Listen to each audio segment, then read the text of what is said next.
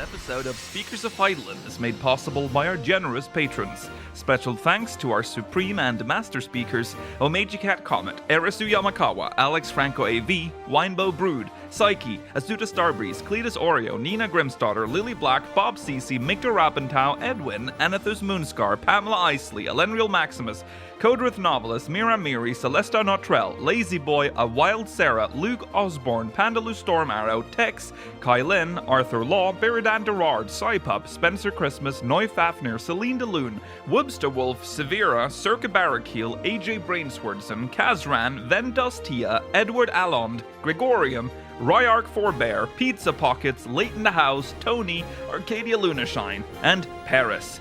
Support the show and become a patron today at patreon.com/SpeakersXIV. Thank you. This is Speakers of Eidolon.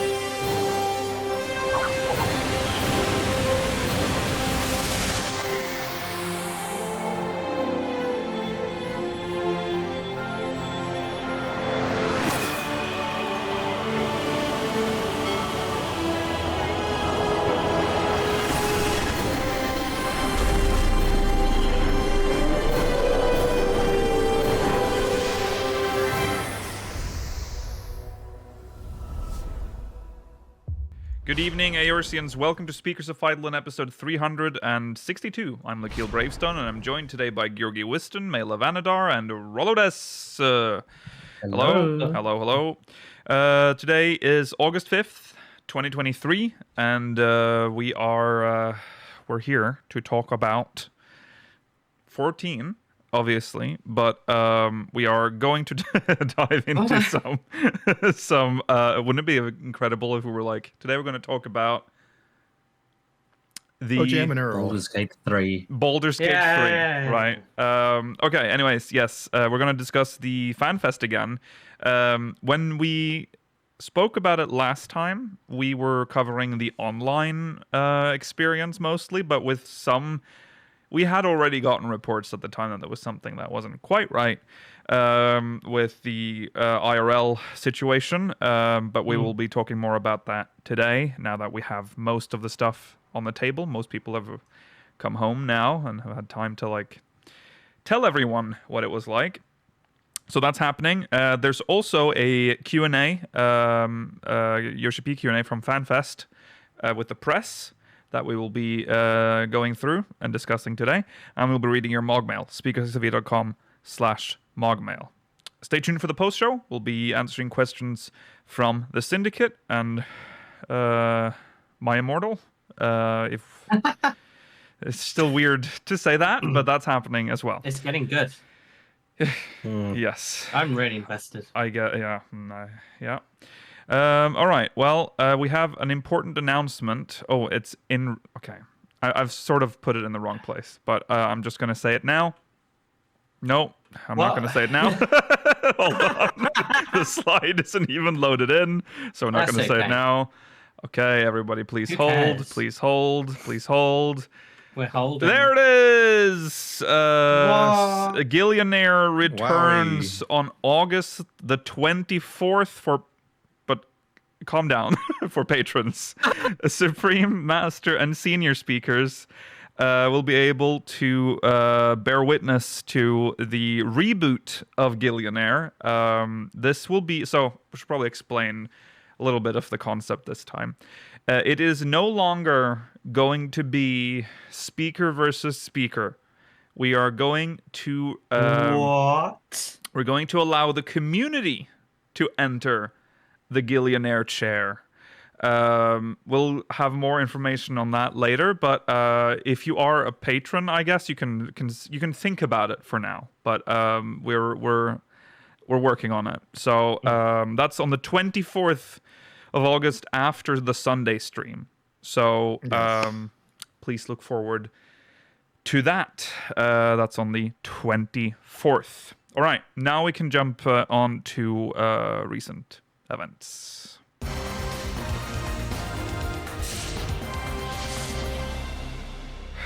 Right. Okay. Well, I'm gonna just do that. All right. Well, we'll start off with Moonfire Faire. We finally have a date for that. That is kicking off on August 10th at 8 a.m. For GMT. Can I say something quickly? Yeah. You do have to go back. You listed the date that we have for our internal recording of Cerulean Reactor for Gillionaire. Oh shit. Oh shit. Is it meant to be the no. 27th? It's a Sunday, isn't it? Yeah. Yes, so I think it's the 27th. I think it was That's the when we 27th is the date. Sorry. I don't know. 27th, guys. Look forward to Gillionaire, though. 27th of... Not get Cerulean Reactor. Oh, shit. Look forward to that, Fuck, guys. I'm not going to re-record it. Hopefully you Just heard... dub over it. Hopefully you It's didn't just close off the video after hearing that Gillionaire announcement. It's on the 27th. You'll be notified when it's time in the Patreon channels. Okay, anyways, it's a Sunday. That should have been a big flag there. Anyways, moving on. Moonfire Faire. Starting on August 10th from at 8 a.m. GMT until the 26th at 3 a.m. Well, 14:59 a.m., which is not how you use that time. That you don't add a.m. to a 24-hour clock. That's just Yes, a you little do. piece of Yeah, advice what- there to Square Enix for the EU team there. But anyways, if you can't beat the heat, bring the heat. Huh? If you can't beat the heat, bring the heat. The Moonfire Faire is bringing festoonery and fireworks to the city-states and an exciting new adventure to Costa del Sol. Grab your breeziest outfit and make the most of this summer. It's shaping up to be a scorcher. It's going to be sick. It's like the Conchita First song. Rise like a Yeah. phoenix. Yeah. Yeah, Rise look- like the phoenix from the ashes. Yeah. You just have to What? explain that because you can't just say Conchita Wurst. Like most people don't understand the Eurovision. reference. It's a Eurovision reference. Very famous song. at Yeah. this point. Yeah. We're getting the armor is a Phoenix Riser suit and a Looks Phoenix so Riser helmet. cool. Don't have it in the We're slide, like but Kamen Riders. it's what you're seeing in the artwork essentially. The dude in the Yeah. front. The It looks quest is like called a Allergic common- to Sunshine. Yeah. Yeah. It's like Kamen Rider magic, like the helmet a little bit. Yeah. It's so cool. It's I have diable. seen- One channel only for now. Yeah, I have seen some people disappointed that the outfit is a full bodysuit, so like you can't mix and match the parts with other Right. outfits. Yeah. And I've also seen people, unsurprisingly, there are people complaining. Well, not complaining, but like, well, I'm complaining that it's not another bathing suit. We literally We have have so many bathing 20 suits, and they're all the pieces. same. how they're many all the fucking same. suit? What are you on Do you, about? okay, just right. Just change admit the it. dye. Just change the Admit dye. it. Everyone who is complaining, admit it. You want thongs or something like that. You want beach thongs and like tiny You bras. or already something. have the mods. You know who you are. So don't That even. is what you want. Yeah. Oh no. You want thongs that do the 2B effect I will on your agree. character. I will agree with a lot of complaints about rewards, but not about fucking bathing suits. There are so many in this game, and that some of them are real skimpy. You know, there are Yeah. some that really don't leave very little to the imagination already. So don't even change the This dye. is a Make it cool feel better. Kamen Rider outfit. Yeah, come Yeah. on. We have almost a decade's worth of swimsuits. Please. Exactly. Yeah.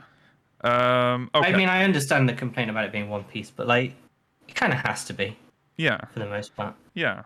I'm fine with this one being one piece. It's a shame. Yeah, it but, looks so like, cool. I think it. Yeah. Like it Yeah. looks, I can still use it. Looks good. So, anyways, look forward to that. Look That's forward is what was it? What Moonfire Faire. I know what the August event's 10th. called. August 10th. Okay. This I'm will not that be senile yet. in- It's not going to be in the ratings, by the way, or the rankings. It's too for modern. the tier list. Right. Okay, so that's that. We'll move on. The round 2 of the merchandise for FanFest has been released. So, I mean, we looked at round 1, so it is only fair that we look Get at your round wallets 2. out, guys. I mean, I'd hope we look at this one. This is the one that's going to be available to most of us. This is the This is the best one so far. You I don't know where that is coming from. You keep saying that, and I don't know why you say it. Are you trying? Is it just because it's in London? Like, is it like some weird like? Or are you trying? You're trying to like plant a false memory for everyone, like, oh yeah, EU had the best merch. Is that what you're doing? trying? Is it like copium because this is the one that's available to you? Yeah, I think so. It might be. Okay. Well, anyways, it's up to you to decide. So we'll see. This is the only one that has Jim Jams for £200. That's true. Oh, you mail us being British, Georgi, and we aren't decoding it properly. He's being sarcastic. All right, so we have the socks for $18.99. Ooh, you're gonna pay that much for some fucking socks, dude?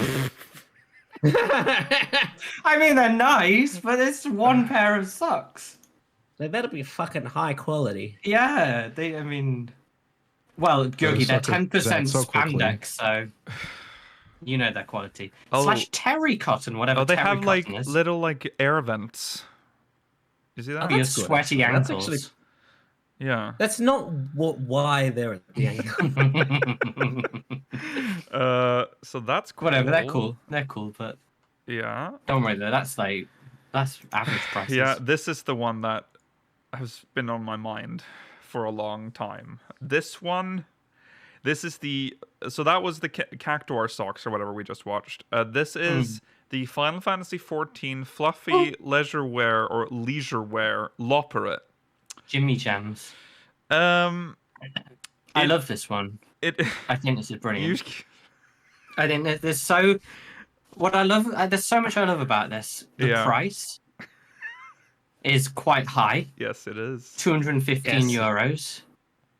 That's 215? I thought that was 21. No. 215 euros. But Rollo, the best part of this is it's made of polyester and polyurethane. It's made of 100% plastic. I cannot buy the sweatshop fucking. There is nothing leisure wear. like, it's not cotton or any natural material. It's not. It's going to feel lovely on your skin. Yeah, it's a plastic terrible. Jimmy Jams for 215 euros. Yeah, but it's kind of, I don't know. There's something about it. There is no sizing either. Yeah, I was gonna say it's one size fits all. No, it's one size fits all. Yeah. So I don't know. I got a big badonk, so I don't know if your badonk is gonna. It'll fit. Don't worry. It'll squeeze. I was so tempted to buy this as a joke, but this is a very expensive joke. This was kind of wild. Like we joke about a lot of the prices, but this one's kind of like, what the hell is this? What's with the colors? They're so unusual to have that, like all the white mixed in with the brown and the it's blue. kind of like it's an hard on the unusual eyes. look. Like it's like it's something's a weird off. like it's like I don't know. It's like TV style. Like we're watching through like bad signal on a TV. It's very unusual design. Yeah. But I mean, amazing. What an amazing outfit. I bet you never expected Jimmy Jams. Oh, that's the thing there. Yeah. It's also just kind of weird because I don't know. I just find it weird. I just find this whole that is the weirdest merch. So if you were looking for the weirdest merch, there it is. We've seen it already. All right. And then we have the tote bag, $43.99. We don't really need to look at it too much. Not for a tote bag. No. $43.99. That is very expensive for a tote bag. Yeah, but all their tote bags are expensive at this point. So I'm kind of over that. Yeah. Yeah. I mean, they're quite actually. This is very EU problems, but I think it's like some EU directive now has made the plastic bags you get at stores even more expensive now. Mm-hmm. They're like. Not that much, but like they're like 40 cents for you. Well, that's quite high. Yeah. I mean, rightly so, though. So tote bags could be, something that is more normal to use in grocery stores now. You should use reusable bags for your groceries. They usually sell them like a bag for life. And they last so long. But exactly. Yeah. So I do that. Mine has watermelons on it, so that's cool. Nice. I'm an evil boy. I use paper bags. I just like them. At least it's better than oh my god, there's big brown ones and you get the bag to bag your stuff for you. Paper bags are so inconvenient. Do you like hold them at the bottom if you have a lot then? Like, how do you hold them? No, So I have like a little wheel cart I got when I lived in New York City. Oh my Just god! Such a How are you like a process. 75-year-old man? Such a fucking process for you to go shopping. Just I mean, I don't really always buy a lot, so like I don't need it all but the at least time. you're using. At least it's paper is Yeah, better I than plastic. It's paper. How Yeah, I mean, paper it's- bags have handles? Oh, but that rips so Yeah, easily. they rip do. very easily though. Like if I'm buying like a 6-pack of Pepsi Max, 1.5 liters, I'm not putting that in no paper bag. Oh no! No. I can't have a tote because I always forget about it, so I'm not good at it. Right, So right. paper bags it is. Yeah. Yeah, you got to get into the rhythm of it. Okay. Anyways, some keychains that are very cute. There's a Aw. Final Fantasy 16 plushie keychain, Tiny Troll. For the both of these are $15.99. And an Ambistoma keychain, also known as an axolotl, for those that don't know what You it see a is. little Kirby. Yeah, those are cute, and the price isn't that bad. That's fine. Yeah. Yeah. No issues with that. Now, I initially I probably still kind of like these actual figures. Yeah. But they're don't not. look too Yeah, they don't have closely. ball joints, so that's good. they do cost €95, and Yeah, and you'd That's- want all three. That is around the Oh. price point you'd expect for these. That's quality- some amiibo. Yeah. quality. Yeah, the quality's a bit low. it's the hair that I struggle with the most here. I'm not so like the face is fine, and like this The stuff looks ancient mask fine. is good, and the cords are fine. Yeah, It's the it's the skin and the hair. yeah, the hair is a little strange. It's but very very much. I've just bought a 3D printer, kind of. I think Maybe the we'll make Nah that one with is a the 3D printer. nicest of the three. Yeah, close, I yeah. think Emmett Selk is probably the ugliest of the three. I Sadly. agree. His Ladeus. Oh, is look also at It's there. him. kind of looking cute, but a little bit weird again. He's got the Morph amiibo face. Yeah. Their faces look a little like generic, maybe like they don't really Yeah, look exactly, like the like they characters. can- Oh, Emmett Selks doesn't look generic, but it does look weird. Okay. Yeah, Emmett's just got problems. Oh, right. I haven't seen this one. He's got them pouty lips.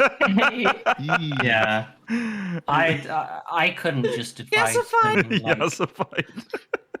Yeah. it's like looks a little- £250 probably for all three. I Yeah. can't deal with that. Something about the quality and like maybe like just the lack of detail on the face makes him look like an organization member. Dude, I was just thinking that. That's true. Also, his hair looks like it's just like flaps of like like there's flap there. He's like got it's just- triple flapper. yeah, a triple flapper and a flap back. It's interesting, but hey, you're not supposed to look at them that closely, so Sure, yeah. You Well, just chuck them on a shelf and forget about them after Essentially. spending €300 on them. I mean, what else do you do? Do you play with them? Like I don't know. Yeah, you who hit the days? Hold No them in your keys. hands. Okay. Also, they have this. I'm- This I'm not too. This like, is weird. I can't speak on this, but this is Final Fantasy Any 14 nail stickers. users? Minion doodles for €27. That's $26.99. If you pricey. if you are someone who does your nails, let us know if you would use these. I guess. Yeah, I feel like if you just paid a little bit more, you could get like a nice acrylic design instead by like a professional. You know what I Yeah. mean? Well, exactly. Some of them are nice because they have like gold here's or what they silver would look like like. foil. Yeah, I think they're cute. I mean, they're. Yeah. I don't know. I just don't know if the price is something that you would normally have No, for I nail have no stickers. concept of this. Yeah, Oh, it comes with a nail file. it comes with a nail. Wait, hold on. Yeah, what? it says it has an emery nail file. Or at least it says material emery nail file, so it must have one. Oh, so a nail file is included. That's nice. It Like, must I'm do. assuming They it's just wouldn't- generic since it's not like listed. I shown. can't think of anything else that is made of emery. So No. yeah. This one's cool. The Final Fantasy 14 Ancient's Mask. Yeah, this is Good one for of the your ones that I'd actually cosplay, I consider guess. getting. If you're doing ancient cosplay, this would be very nice to have. Yeah, that's true. It has some funny foam inside to protect your skin. Yeah. I imagine it doesn't feel nice directly on the skin. No, true. I like it. I'm a little tempted for this one because it's quite a nice. $46.99. It's a cool item to have. Yeah, £40. Oh, again, I feel like you could get a fan recreation 100%. for like a better price and higher quality. Well, yes. I mean, you can say that about everything, though. Technically, everything you can find on Etsy for cheaper. But you know, it's not official. We stand the official merch because. Here okay, are now we can talk.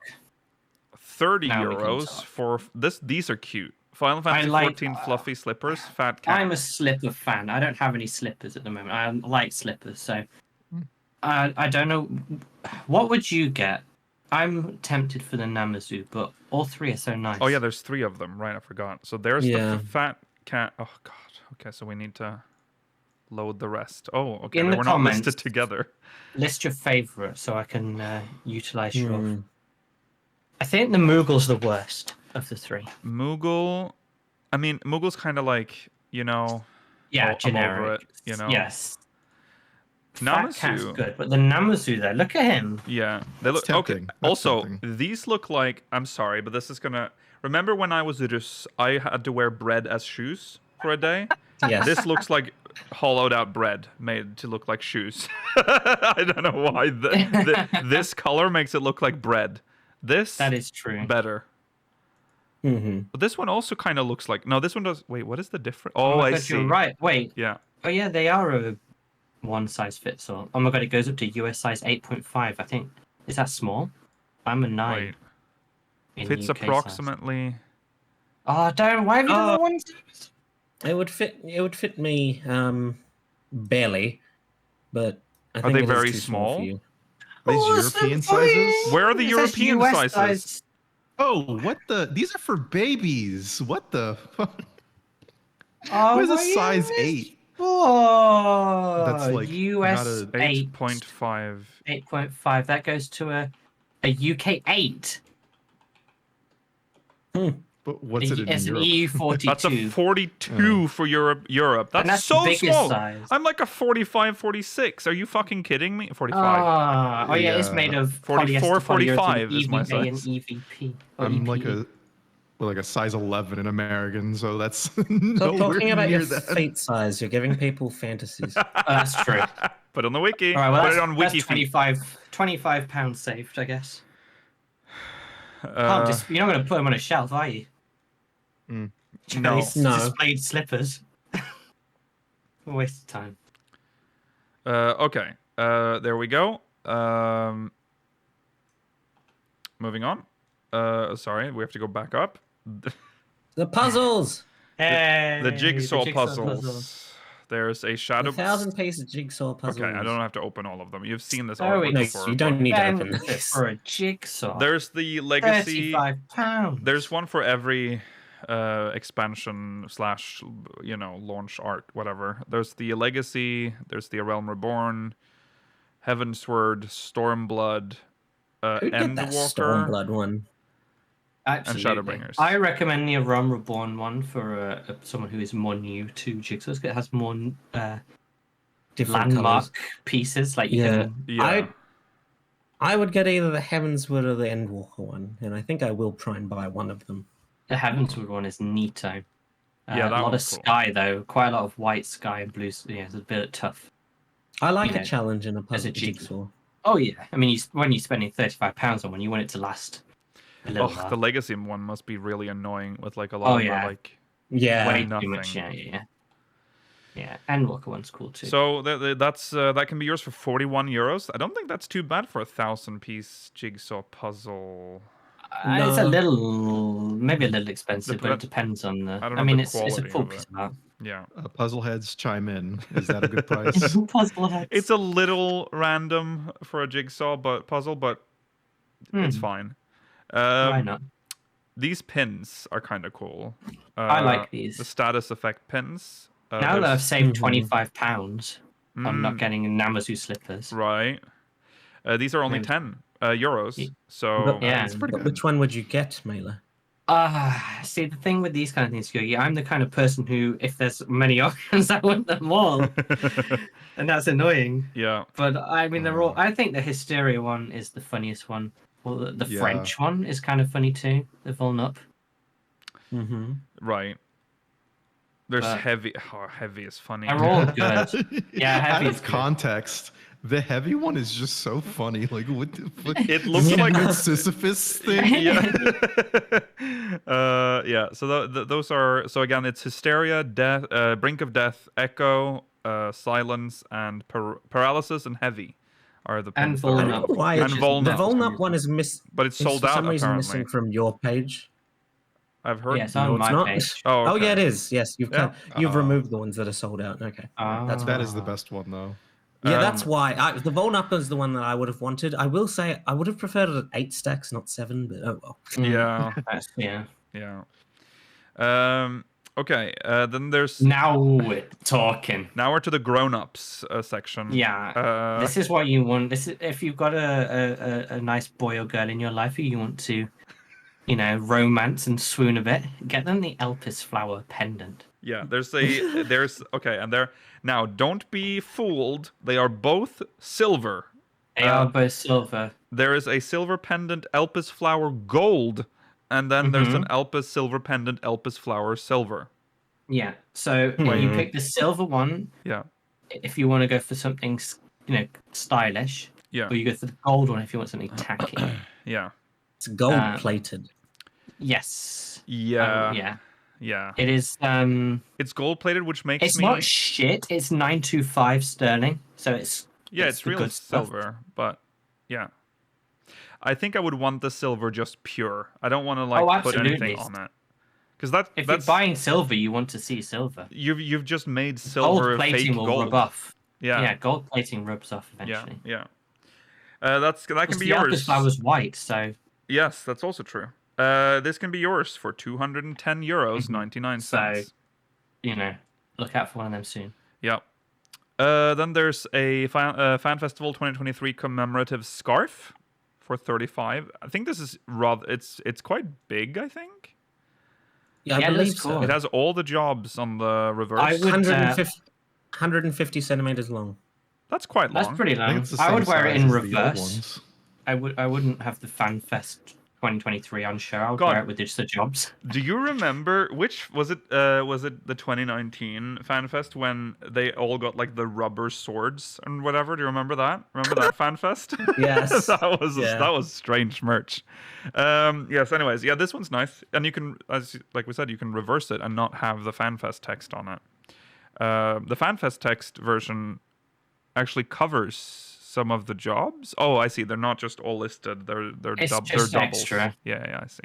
I just think Final Fantasy XIV Fan Festival 2023 just is a weird advert to have on your scarf. Well, the more simple design. I know that. So you can remember. I'm glad it's reversible, I suppose. Yeah. Some people would hang this up like a banner over on their wall. Yeah, that's a good use of it. That's cool. Yeah. And then More there's socks. more socks. There's the Chocobo and Carbuncle socks. Again, same. I would buy the Carbuncle socks. The Carbuncle one reminds me of like a breakfast cereal or something. I see that. They look like mini marshmallows. Oh, yeah, little marshmallow. Yeah. At a distance, it looks like some Lucky Charms on your feet. Yeah. They're cute. I liked them. And then we have the one design available for only one EU design. FanFest again. Here is all Clash you deserve in Europe on the big bridge. Oh, it's so good. Yeah. Outside of I fully it's just a bridge. It's I bridge. fully understand and agree with your opinion on it looks just like an A4 print on a white t-shirt. Yeah. But the art is really cool. because it's actually themed for the city it's in. I think that's a really cool way of doing it, and I kind of wish they'd keep that up for all of them, just as one design. Yeah. I like that it has the hoodie. I'll probably grab the hoodie. It also comes with a hoodie. Yeah, I'm more like, yes, this one's I'm cool. more Has likely to grab the hoodie because has the 10th anniversary logo on the on the front, Mm-hmm. and then the art on the back.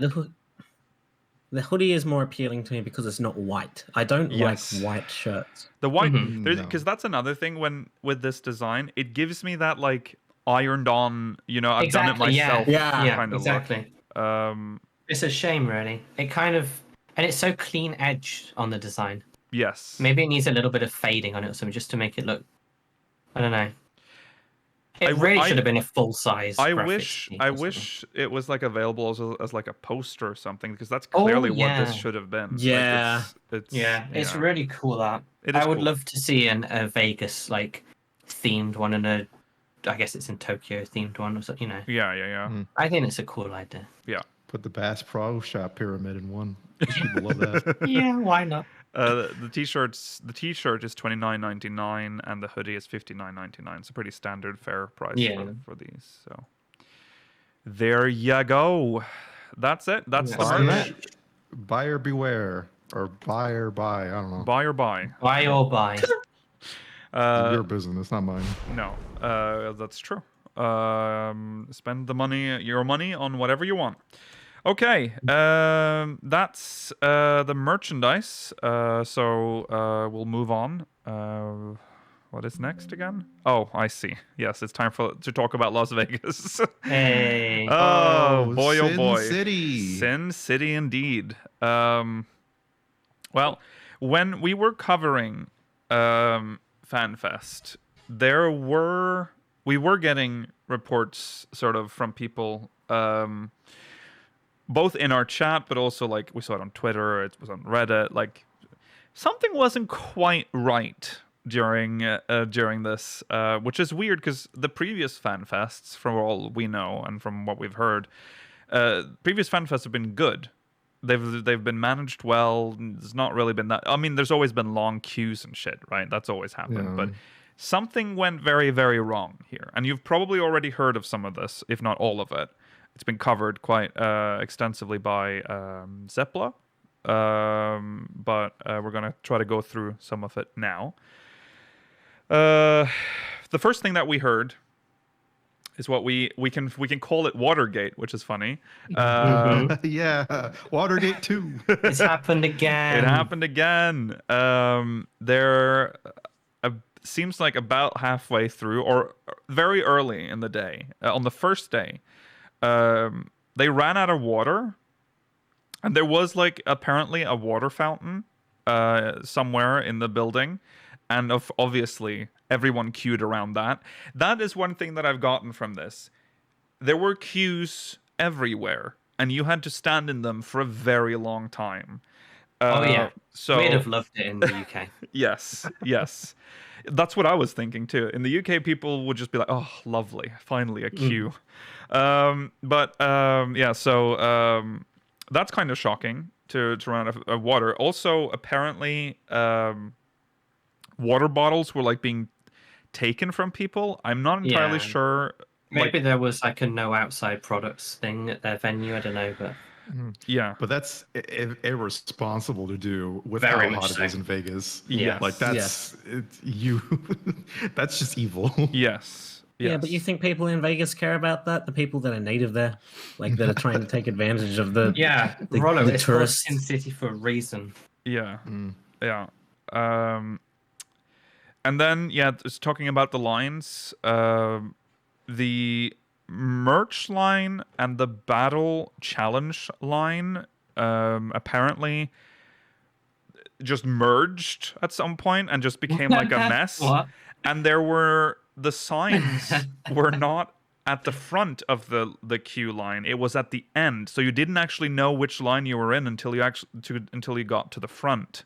So there was a lot of problems with that as well. I'd like a law book, please, at like 8 computers. Yeah. So fucking chaos. There was like no staff directing people to the correct lines, and then even some of the staff that were there were directing people to incorrect lines. Yeah. A lot of the staff were having issues in general of just either not really knowing and also kind of not willing to help from whatever. And again, accounts could be different. Yeah, the big disclaimer. This is all based on, what people have told us and told the community. That's all this is going off of. We weren't there. So, can't, don't kill us. That was crazy. Yeah, the crew, or the people will often refer to them as like yellow shirts. Those are the people that were staff running around. It just seemed very unorganized, and it seems like they kind of just gave up at some point. Like it was just too overwhelmed, perhaps. I have heard from the Square Enix side of this, not from like any official source, but like I've heard that like the what's it called, the place LVCC, the management seemed to downplay like what they were telling them to expect. Like I've been hearing that like Square Enix was trying to prep them for the amount of people that were there. Yeah. But like I guess they just underestimated that like 15,000 people would be there. Yeah. I mean, if your venue has a capacity of that, you should be ready for all eventualities, and the staff should be trained and able to manage that. It's an old venue, it's a prestigious venue. Yeah. They must deal with these sort of things regularly. Yes. It's very strange. I'm just going to read. We're going to get to the ADA stuff because that's a whole other thing. But I'm just going to read these are 2 comments from the subreddit from people that were there. So they will paint the picture for you if you don't have if you haven't heard of this. This is by No Respite on the official 14 forum. The official 14 forums. Sorry, that's not where it is from at all. It's from the subreddit. It's from the Final Fantasy subreddit. The organizers should be ashamed of the poor job they did. The ones handing out badges for the side quest just let us scan them without the photos. When I asked if I would get all 3 stickers, the organizer just told me to move. The line for the battle challenge merged with the merchandise line, and the only sign there pointing anyone in the right direction was at the end of the line, hidden around a corner behind crowds of people. No partitions or anything to keep lines orderly. We were told to go to the front of the line if we had reservations, only to be told to go to the end by another organizer. It took over an hour to do battle challenge and 2 hours to turn in side quests. I was so appalled by this awful event that after the keynote, my friend and I left and came back only for the concert. Probably the worst convention I've ever been to otherwise. Of all people who actually did a decent job, it was security who chose not... Huh? It was... being sarcastic. Oh, sorry, yes. Of all people who actually did a decent job, it was security who chose not to do their job checking people just to get them through quicker to make up for the long-ass line wrapping around the whole convention center. They even had to hand out tickets just for the merchandise line because it was too long. LOL. That's all FanFest is. Lines, lines, lines, lines, lines. Even lines for the fucking water fountain. All my friends are jealous I got to go. They shouldn't be. If I came to Las Vegas only for FanFest, I would consider this vacation awful. Go do something else while in town, like visit area, I'm assuming 51, or one of the museums. This was not worth people getting upset over because they lost the lottery. Count your fucking blessings you didn't put up with this absolute clown show. Oh, and brilliant idea to hand out the privilege to get autographs randomly. A lottery within a lottery. Amazing. So there you go. It is Area 15. Oh, okay. It's Area 15. Is that just like I'm assuming a venue. Know nothing about Las Vegas. All right. This is from... that seems to sum up about, how it seems to have gone. Yeah. And this is more of a this is sort of more of the same, but this is from a second source, just so we know that we're not just doing this as like a, we're not picked one comment and based a story on that. FanFest Aftermath. How much did it cost for you to go, and was it worth it? This is by YOLO Meow. Hello. Out of curiosity, I'm starting this thread to gather discussions on FanFest.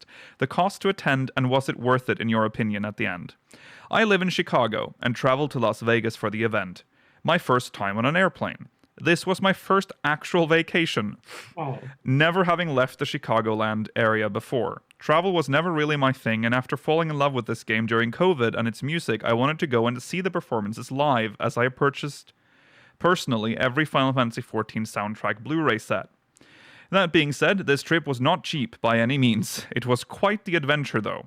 After adding airfare, hotels, Uber, Lyft, taxi, the actual event ticket, plus orchestra ticket, food and logistical items to actually go, plus the FanFest t-shirts, my bill came to right around $2,700 US dollars just for me as a single person. I lost $300 to gambling, so I suppose you could make it $2,400. At least you enjoyed Vegas. Jesus. But I'm including that as the whole vacation package. It's what I brought and budgeted for it. Now, this is with me booking my airfare and hotel right after I bought the ticket to FanFest back in March. I stayed downtown at the Golden Nugget on Fremont Street. That sounds amazing. And not on the Strip, meaning hotel and airfare was only around $1,200, much cheaper than the Strip. Everything else added up to the $2,700. Okay, there we go. Is that cheap for a vacation? Is it not? I don't know. It's my first time. To me, that's the price of a new gaming computer. So yeah, it's a lot of money. Cheap for a vacation?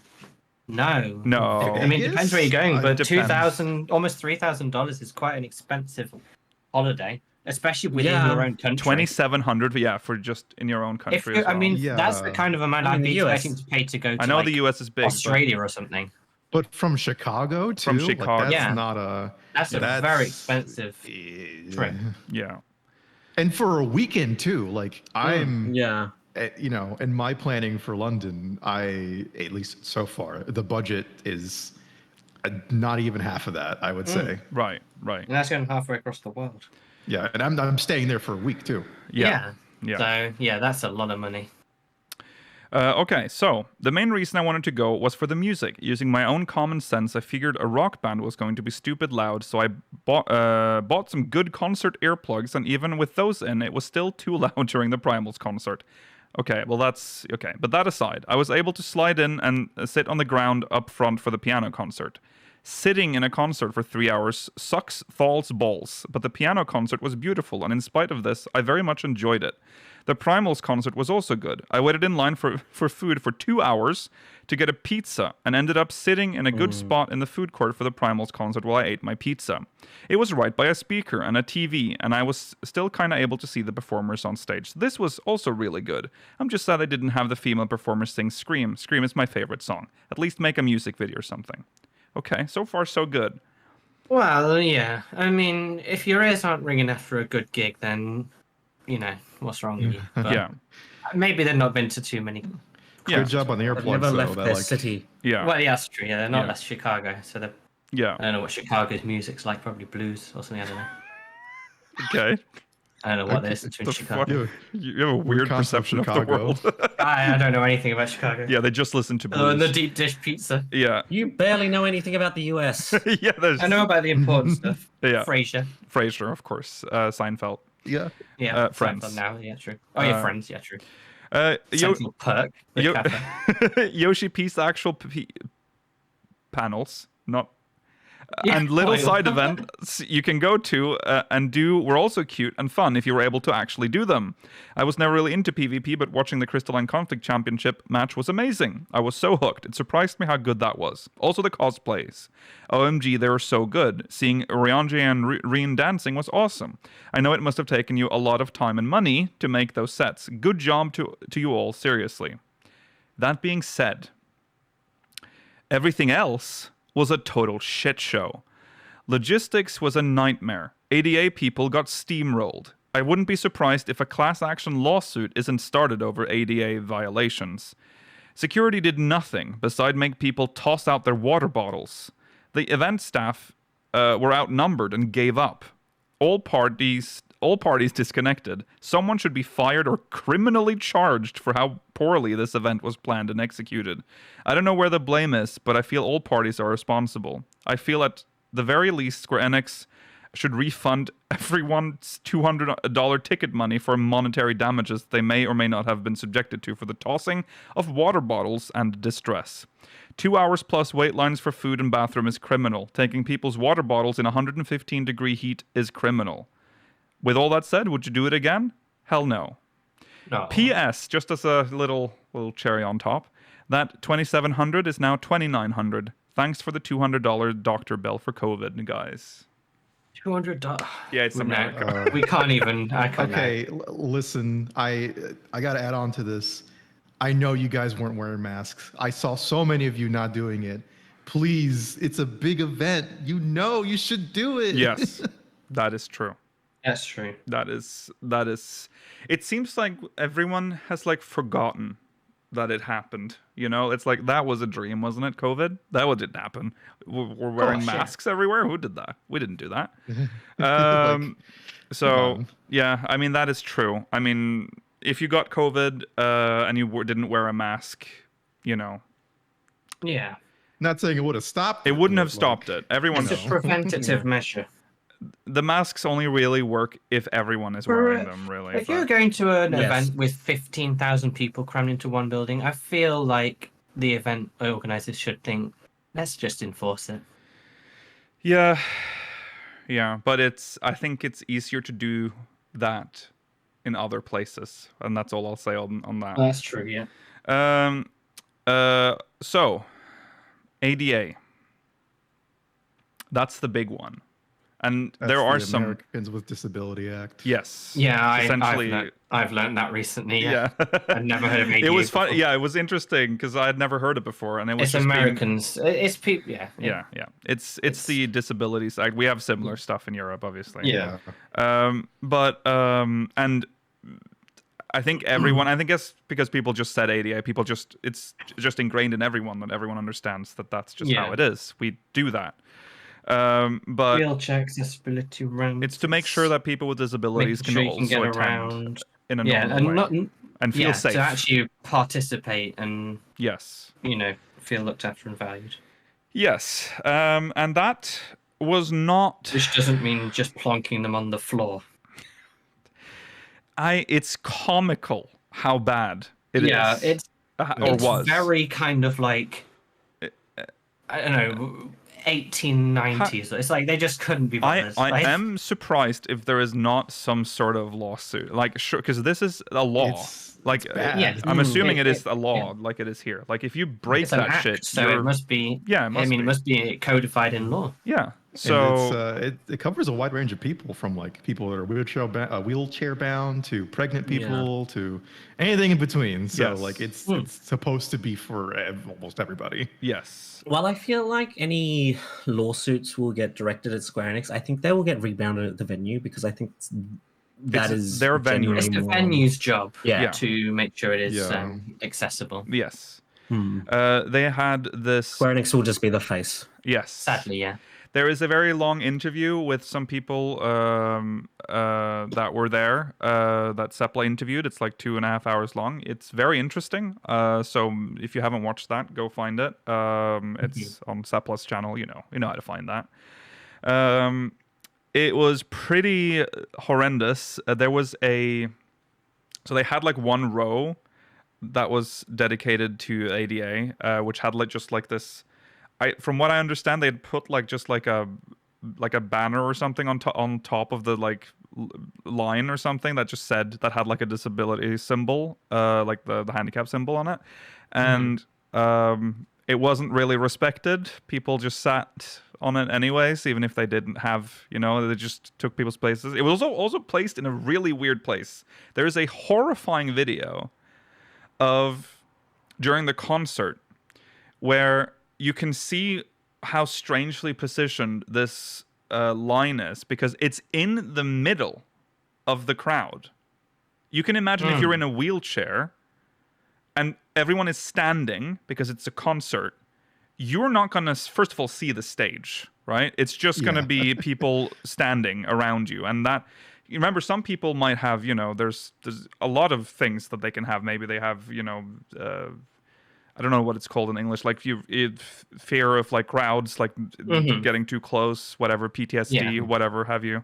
And they're really close. And there's a moment in the concert where they say, take a step back, a large step back. And there's already very little room between this ADA section and the rest of the people. And they step back and come really close to the ADA. Like, that's horrible. That's why you put them in the front, so you don't have to do that. Heaven forbid they want to get out of that situation as well. I mean, they're trapped there essentially for the whole concert. Yeah. How the hell are they going to navigate that crowd?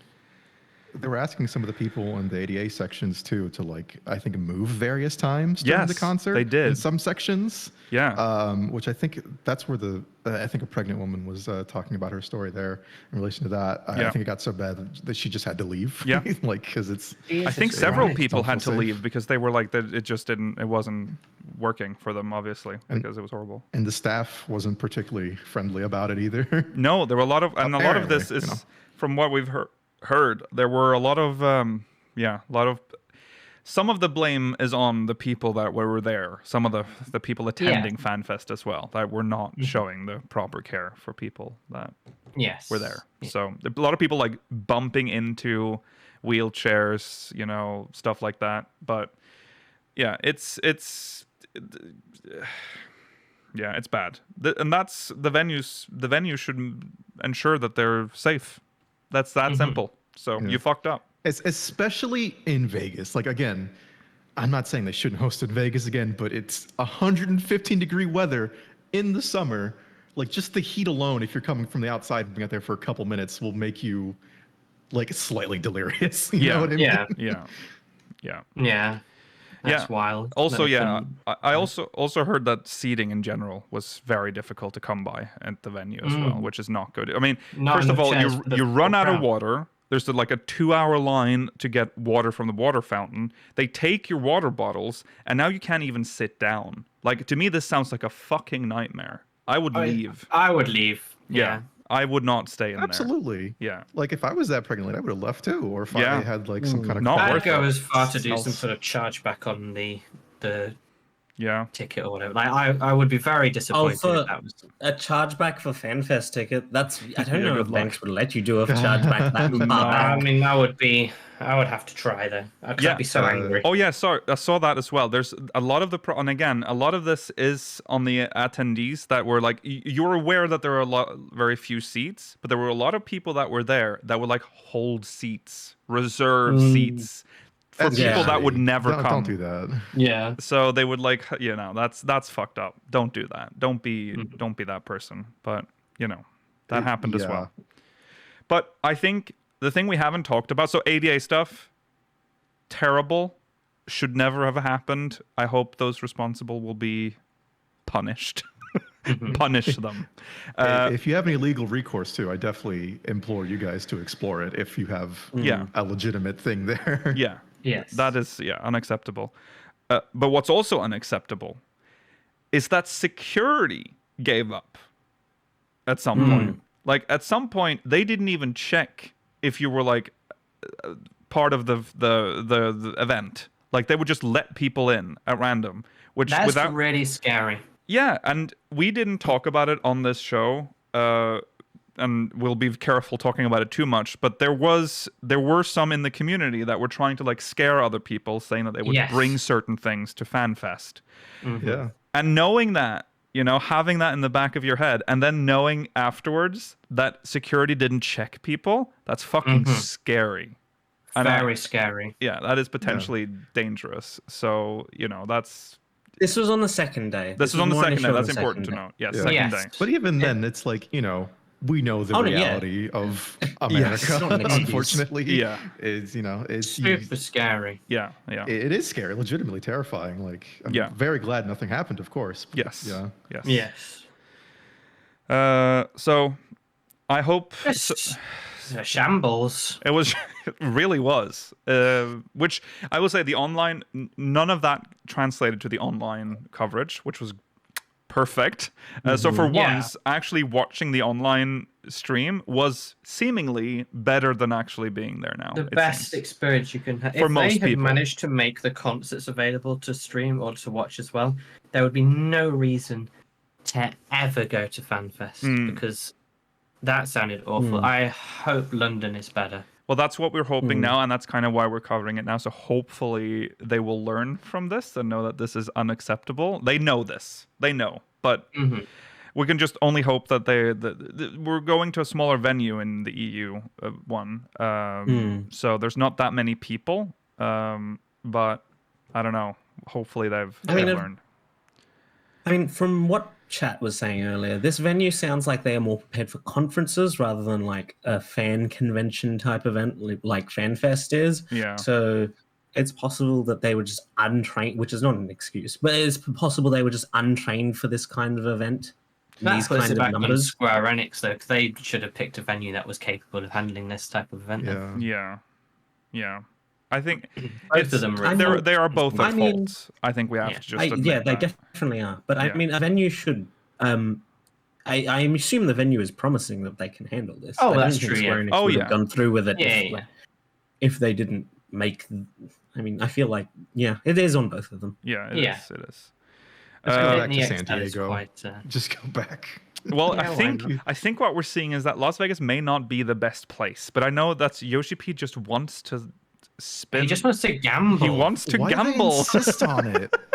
Yeah, it's such a weird choice. In Europe, they go all over, right? They spread it around every year. Yeah. Or every time. What are you saying, Rollo? Why do they insist on it? Are you talking about Square Enix? Yeah, like what insist on? Like I understand they want to be on the West Coast because the Square Enix headquarters and North America is there. Yeah, but there's a lot of options. You could just do San Diego then. Yeah. I mean, I'm sure it's expensive, but Rollo, have you not seen Yoshi-P on the Las Vegas casino floors at all hours of the night? It's all he wants. Slots on your own time. Go play slots on your own time, old man. He does not have his own time, Rollo. No. You shouldn't make your whole FanFest shouldn't be based on you wanting to gamble. Oh no, I'm joking. Well, okay. I'm saying... All right, but I think we can say that they might reconsider next time if they're going to Las Vegas based on the feedback they're getting. I agree. Now.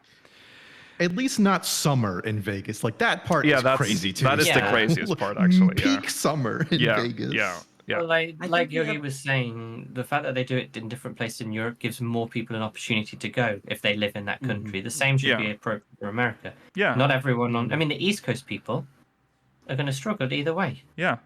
So it's never going to be on the East Coast. I know it's never going to, but maybe they should put in the effort sometime. Why is it too difficult? It's too far away.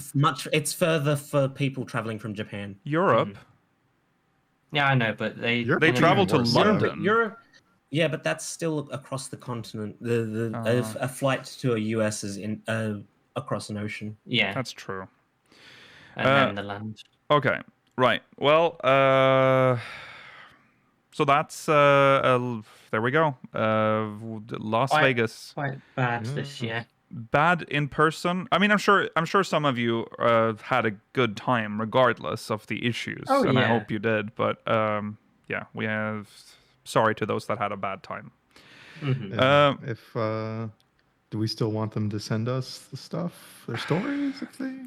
See, we should have done it before the show. I just realized before we went live. At this point, I don't want us to keep going, for weeks. No, I don't want to stretch this out. We've said it. There's already a lot of coverage on this topic already.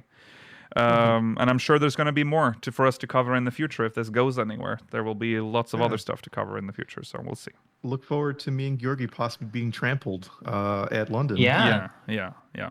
If it's that bad, it's Vegas. Yes. All right. I believe that there's a fraction of the people that are going. There's a fraction of the people, but it's also a smaller venue, though, so you can still get trampled. The wild people, Georgi. 1,000 people can still trample you.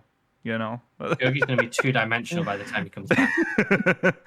All right. Well, moving on then from the Las Vegas experience, we'll be jumping into a little bit of a spot of MogMail, perchance. Just a spot. Here we go. MogMail.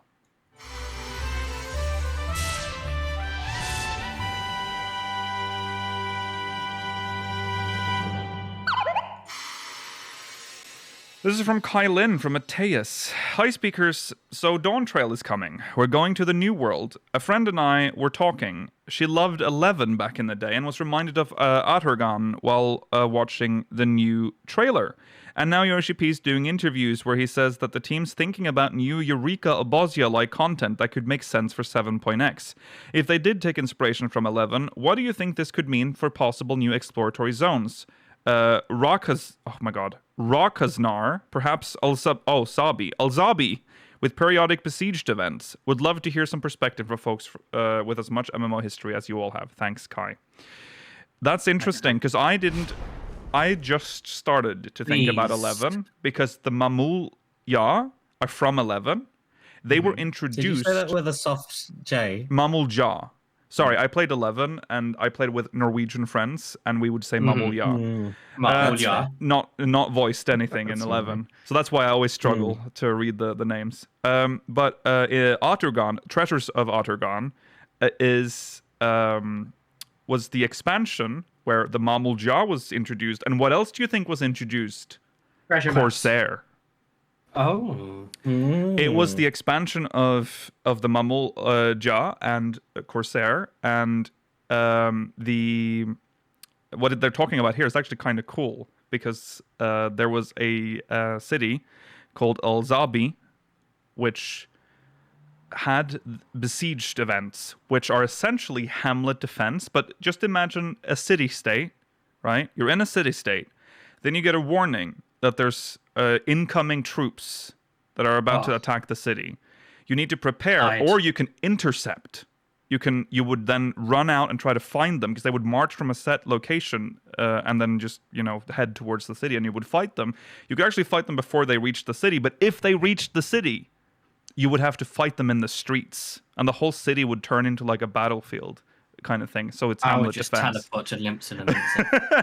But I think that's a cool way for them to possibly reintroduce hamlet defense, and because there is one fate that's kind of reminiscent that was introduced mysteriously, or was it two? The one I'm thinking about the two of them. There's the Hive, and there's the one that's in Upper Lanusha.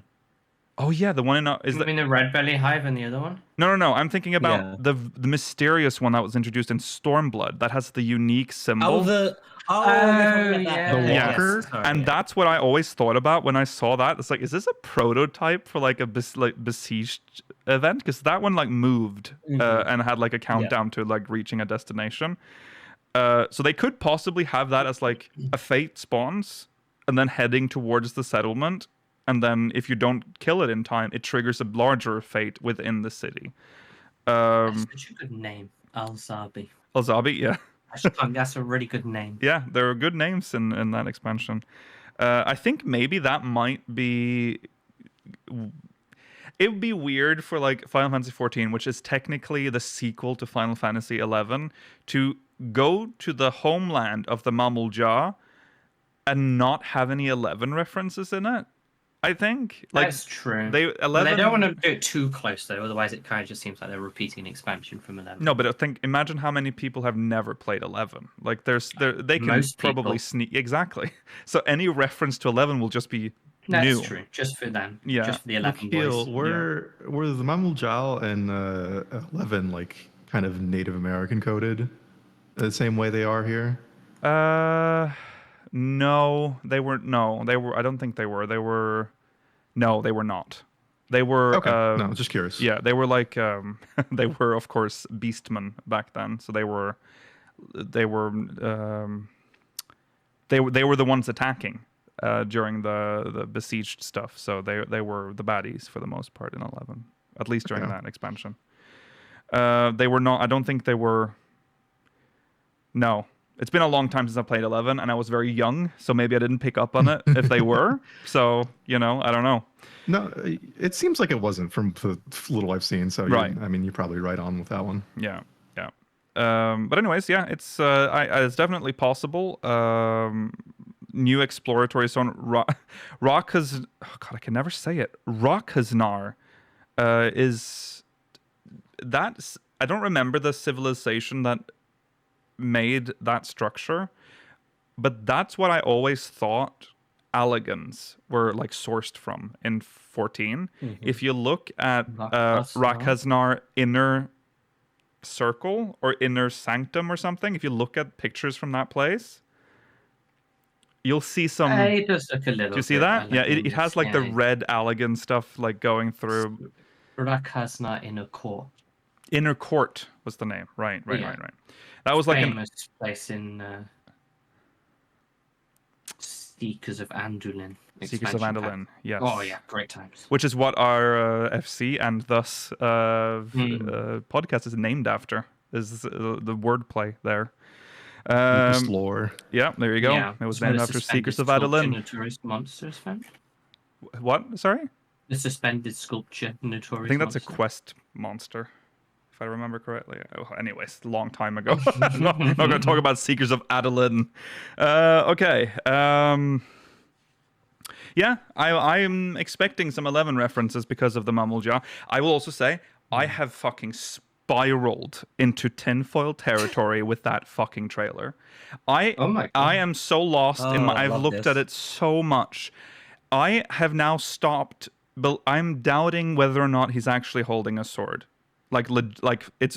I think it's not. You think he's holding... You think it's a whip? I think it's something... I don't know if it's something else. I don't want to say what I think it is, but...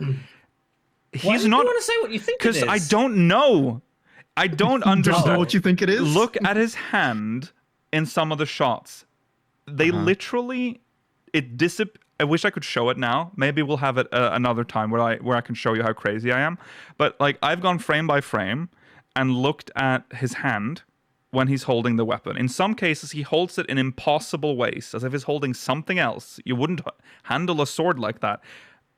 I might have just gone crazy, but in some there's you know when there's the shot of the throne and he like jumps around and spins, you know, at the very first shot. You can see that they've made the effort of making his sword like shine, so you know he's holding a sword. But then when he lands and gets up, there is nothing in his hand. Go watch it, changes and you'll see it. Else. There are ways, like they've done some fucking trickery to make. And the other hand, don't get me started on the other hand. There's a point where he gets hit with the tail, and you know the sparks fly. If you stop it right before the tail hits him, he like lifts his hand up with the sword in his hand, and in one frame, all of a sudden, his hands look like this. For a second, that doesn't make any sense. He's holding a sword. Sorry, in this hand. He's holding a sword in this hand. You can't do that when you're holding the sword. I think the sword's in the shadows. No. You're making me frame by frame. Are you doing it? You shouldn't have said it. Yeah, you should go have... And I think it goes into the shadows at the back. And why does he not have the sword when he's on the boat? Like, why? Where is it? It's not even in... It's not holstered. There's no holster for it to be in. Well, you would have seen it. He's in a peaceful situation. It's just at the back of the boat. So I'm telling you. I think I might be having a lamp moment, but...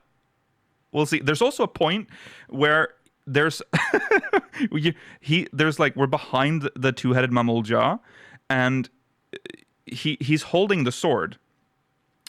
And then as the Mammaljaw and the Warrior of Light moves, the shadow of whatever he's holding, the sword, just like it gets like weird and blurry, as if they're like they've tried to like hide something else that's supposed to cast a shadow there. Very sus. Very sus. That shot is really sus. Anyways, I am. Did you see that other theory about his shirt with the? I don't think we said it last time, but about the. It's Teenage Mutant Ninja Turtles. It's alluding to pirates versus ninjas. The old meme. Yeah, I mean, there's been talks of whether or not he actually is the new job as well. Like maybe he is. He's got to be. He's all draped up. They're hiding it. Yeah, I think so too. The fact that it's not like he arrives on the boat with this gear on, so it'd be weird for him to like be any other because usually the poster boy job is an existing job. We know that, right? That's usually how it is. So, but no job seems to correspond with the outfit he's wearing currently. So, I don't know. Anyways, that's been my... yeah, I've gone mad. But I've gone mad before and I was right. So, maybe... It's possible, but I feel like it's a lot of the... Mela, the shadow thing is so strange. Like, the pixels literally get blurred when he, I don't know if you know which shot I'm talking about. Like, it's the one where the Mammaljaw is, it's from the top of the shoulder of the Mammal. And he walks across with the sword, like, and casting a shadow on his. Yeah, and look at the shadow as the shadow of the Mammal jaw hits it. It like brightens up and moves down, and then there's like blurry shit happening on him. It is an unusual shadow. I'll give you that. Yes, it is. It's strange, as if they're hiding something. Anyways. We can't do that now because there's no visual. Yeah. Don't... I think there's something there, but it might not be. You know, it might just a lot for them to pop in quite a nicely detailed weapon with sparks and everything going off just for the next trailer for them to go. We didn't. That but is it really that nice, Mela? If you look at the sword, if you actually look at the sword, it looks like a very basic sword. Well, wasn't the sword just a paladin sword? Isn't that what people were saying? Yeah, it looks like it's like a short. It's like a tanto. It's like a short sword. Yeah. Okay. Okay. Anyways, there will be plenty of time for me to pull out the tinfoil at another time. So until I've descended further, we'll move on for now. Okay, we have a Q&A to go through from Fan Fest. This was a Q&A that he did with the Gaming Press. This one is summarized by MMOs.com. So shout out to them for putting it all here. This is with Yoshida, and Aimi, I think, is translating for him. Translator. Yeah. All right, let's just jump into it. You mentioned the theme color for Dawntrail is gold. Could you tell us what kind of guidance you provided to Mr. Yoshitaka Amano when you asked him to create the illustrated logo? That's from Famitsu. Yoshi-P says, during our conversation about the logo illustration, I expressed to Mr. Amano that our theme embodies adventure. We already went to the end of the universe to save the world, after all. The next phase of our Warrior of Light's journey takes them to a region that we have named the New World, setting sail by ship. I made it clear to Mr. Amano that we aim to encapsulate the thrilling sensations of discovering untouched lands. Upon reaching the new continent, a monumental palace-like structure can be seen, an iconic feature of this new territory. Our intention is to capture that sense of fervent excitement and anticipation. While gold was discussed as a potential theme, it's notable that when we consulted with Mr. Amano, his medium of choice was monochrome, black and white. Mr. Amano's unique style and thoughtful selection of colors are crucial to the integrity of his work, something we didn't wish to compromise. Therefore, the artwork was initially delivered in black and white, with our team later introducing the color. I must confess to a somewhat audacious request I made of Mr. Amano, jokingly, asking him to incorporate a rainbow within his black and white composition. We deeply respect the techniques Mr. Amano employs in his artwork, drawing inspiration from his creative output. After much discussion and guidance, we are delighted with the final logo design. We eagerly await the unveiling of how the logo integrates with the cinematic aesthetic when Dawntrail is released.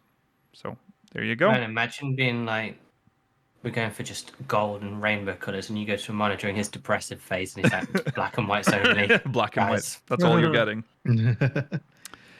Yeah, I mean it's a good little I like logo. This logo. I like the circle. Yeah. I like the rainbow. Yeah. It's super. Like I said it before. It gives me Guild Wars 2 vibes, but it's super. Yeah. Cool. It's very unusual. It's out there. Can we get an explanation on the Endwalker logo at some point? No. No. It's kind of the same as this, actually, isn't it? It's that weird, like, triangular Death Star, like the whatever that ship was called from Star Wars. Yeah, a Star Destroyer. The Star Destroyer, yeah, it's that again. Yeah. Okay. Endwalker brought an end to the story we've been following since the beginning of 14. Dawntrail starts a whole new story. Do you already have an idea of how vast this story will be and how many more expansions will develop it? From Sector SK. What country is that? Slovakia, I think. Yes. I almost said Scandinavia. That's a good country. Yeah, my favorite country. Yoshi-P says, I'd like to clarify a particular point. It was never our initial aim to create a single extended narrative from our inception of Final Fantasy XIV. Naturally, we incorporated some elements of foreshadowing, which we've done since A Realm Reborn. You may have spotted certain clues that suggest future developments. This is always done with the hope of exploring those elements further in the future. With each new expansion, we aim to weave these story threads together. We intend to adopt a similar approach with Dawntrail, revisiting elements we've foreshadowed in the past and exploring how they can be connected to the new storyline. The length of this arc will be somewhat dependent on the feedback and desires of our players. If players really like it and want to continue, we will likely continue it. We certainly aren't short of ideas, with enough to fill 2 complete expansion packs. However, I can't disclose any specific details about those ideas at this point, of course. That's fair. Okay. I'm just thinking about if the player base does not respond well to it and they just wrap it up in 3 patches. And off to a new story. That would be so funny. Yeah. I kind of want that to happen just to see how it goes. That would be kind of funny. I don't really need a overarching story in an MMO. Like, an expansion pack can be just one story if it has to be. Well, yeah. It's whatever. Yeah. Like, the Hydeland one was amazing, but if they need to do it just as one expansion from now. Well, they said that they were done with long overarching stories, didn't they, when they ended the Zodiac and Hydeland plot? I think they can do arcs without having to necessarily make it feel like a massive mythic story. Like, look at Heavensward and Shadowbringers. They both feel isolated in their own story, but also they are part of a greater whole. Yes. Yeah, that's fine. Yeah. I also, I mean, it's good to know that they already have 2 full expansions ready already, in their minds. So Mera City is one of them. Obviously. Don't know what they have a whole. There's all of Northern Tural. Well, that's what it's even called. That's North true. Of the New World. There's also Ilsabard. All that's left of Ilsabard. Yeah, that's true. Don't forget the shards. Ooh. Yeah, that's true. Southern Arthur that we've not explored as well. Mm-hmm. Yeah, I mean, I'm not against exploring the shards at some point, but I want to explore the rest of our world first. Yeah, that's true. I think we can start shard hopping when we've fully maybe mapped our own world. I want to explore one of the shards that's more elemental, like one of the ones that was collapsed through fire or something. Let's just find a way in and look at just this destroyed, burned world. Yeah. I don't think they exist anymore. No, I think they're gone. But they would be more fun than the light and dark ones. Yeah. Yeah, I really want to reach a point where there is just no clouds on the map. Just exactly. the map, please, of Atheros. All right. Were you inspired by any specific cultures in the real world to create the regions featured in Dawntrail? That's from that. That's, I don't know. That's the one. The short answer is yes. This is Yoshi-P answering. That said, we don't want to discuss this too much right now and reveal more information in the future, but yes, there is inspiration from a real-world culture/location. Oh, wonder what it is. Brazilian culture. No, I don't know, Ron. It might not be. Modern Brazil will just be there. Yeah. What will be the features? Cristo Redentor is towering above everything. It'll be a Hydeland statue. What will be the features in Dawntrail that will help old players to get back to the game or even bring new players to the adventures in this new area? How can they avoid getting lost in the current lore and get up to date to play Dawntrail? Oh boy, here we go. This is from IGN Brazil. Oh. Yoshi-P says, currently, since patch 6.1, we've implemented a system that allows players to revisit the lore and various characters throughout the stories. We're also contemplating ways to accommodate players who wish to bypass the earlier content and dive straight into the latest offerings. Interestingly, every time we announce a new expansion, this question arises. I'm sure you're aware, but even with the release of a new expansion pack, our previous content doesn't become outdated. We continually revise and enhance our content, which is largely narrative-driven. I do ponder whether newcomers would be keen to skip directly to the new expansion pack. Our duty support system ensures NPCs accompany you during main scenario quests, meaning you don't necessarily have to play alongside other players and can run through the content quickly. We've made it possible to experience the game solo. I understand the comparison to TV series where... Oh, do you now? Do you understand the comparison? I see, Yoshi-P. I've never heard you say that before. I understand the comparison to TV series where someone might want to jump into Season 6, for instance. However, we've ensured the earlier seasons are accessible to newcomers. We do want people to play through the story, though. That's such a stupid example, though, depending on the TV series, because you wouldn't want to jump into Season 6 for a really heavily story-based TV series, I don't think. No, I agree. I mean, maybe some people would. You say that. I wouldn't. Would you jump into Season 4 of Game of Thrones? I'm going to watch Game of Thrones for the first time, Season 4. I'm going to watch the third Lord of the Rings film and see how it goes. No. It's a little strange. I just don't get that. It happened with Lost. It happened. Season 2 was the dope one. That I everyone was jumped in on. Where did this come from? Season 2 is very weak. No, I'm saying that's a lot of people jumped in on. So there was a lot of recapping. That's true. That's what I'm saying. So I don't think it's uncommon. Yeah. Yeah.